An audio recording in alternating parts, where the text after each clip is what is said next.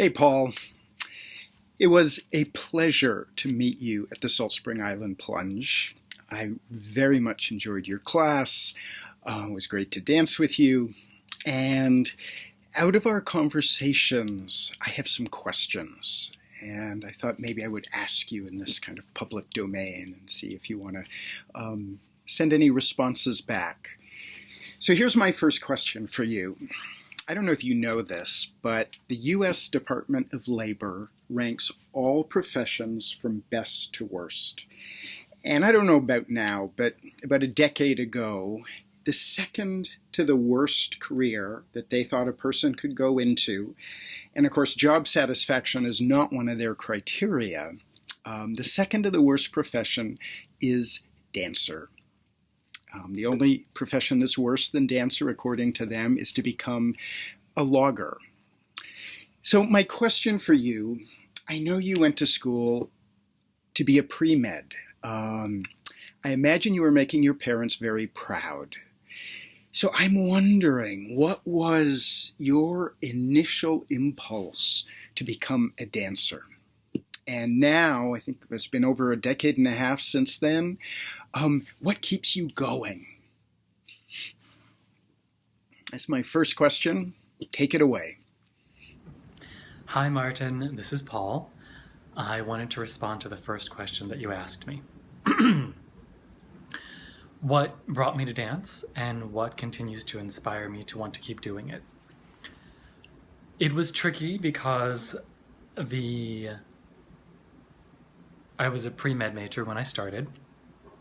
And it was a hard call to tell my parents about switching into dance because the only thing every parent wants for their child is to make sure you take on some kind of living where you can provide for yourself at a point in time when they're no longer there to take care of you. So you can imagine going from pre-med to dance was cause for worry. So that was a major challenge on my end. And what I also have to acknowledge is the extreme privilege that I have to dance. Meaning my parents came from a different country. I'm first generation US. And I don't necessarily think my parents took on the jobs that they really loved doing. They took on work that they knew would provide for their family.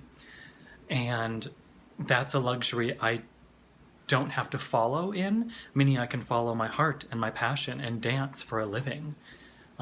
That's not something that was afforded to my parents in the 40s and 50s, and now, and me, I'm allowed to make that choice. So it's an extreme privilege to know I have the opportunity to dance and make a living with it.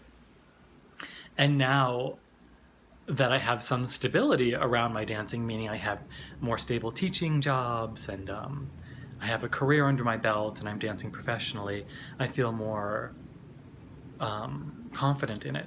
What brought me to dance? I cannot tell you why my junior year of college, I decided to walk my college papers from liberal arts and sciences over to fine and applied arts. It's still a question to me to this day that I'll never understand. And I love that I couldn't answer that for you. I don't know why. I moved a lot when I was younger, but I did everything when I was younger. My parents tried to get me involved with everything that they thought I would choose to make me happy. So, I did some soccer, I did some basketball, I played a lot of musical instruments, I did musical theater, but no dance classes really, so it must have just been an instinct in me. Twice in my life, I've made a choice from the gut, and one of them was to become a dancer at 20 years old for the first time. But what keeps me in it is that I'm constantly being surprised by my body. I'm constantly being assaulted and accosted with injuries I didn't ask for, and watching my body rise to the challenge of that. And people say, wow, injury is your greatest teacher. Shut up. That's an awful thing to say.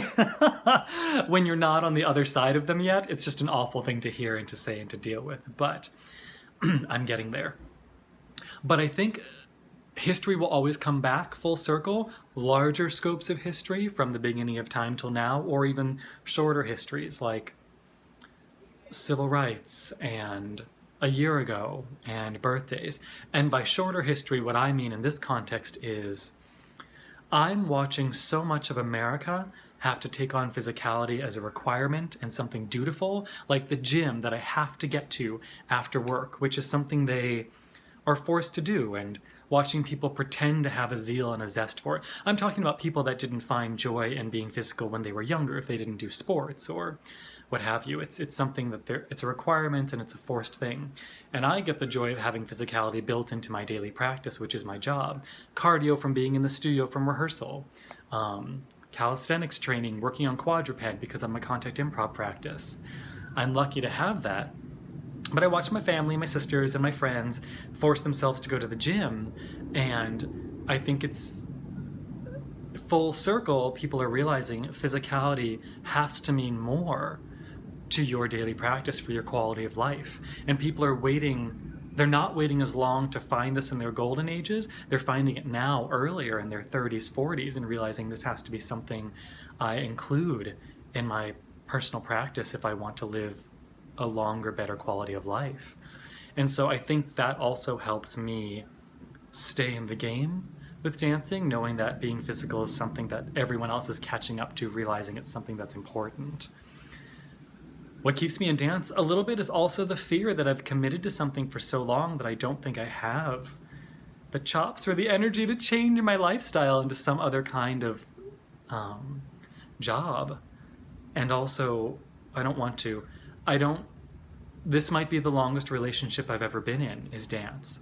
And I think as short as I like short dances and short relationships and short everything, I think for me this is the biggest teacher in being a long haul relationship with something.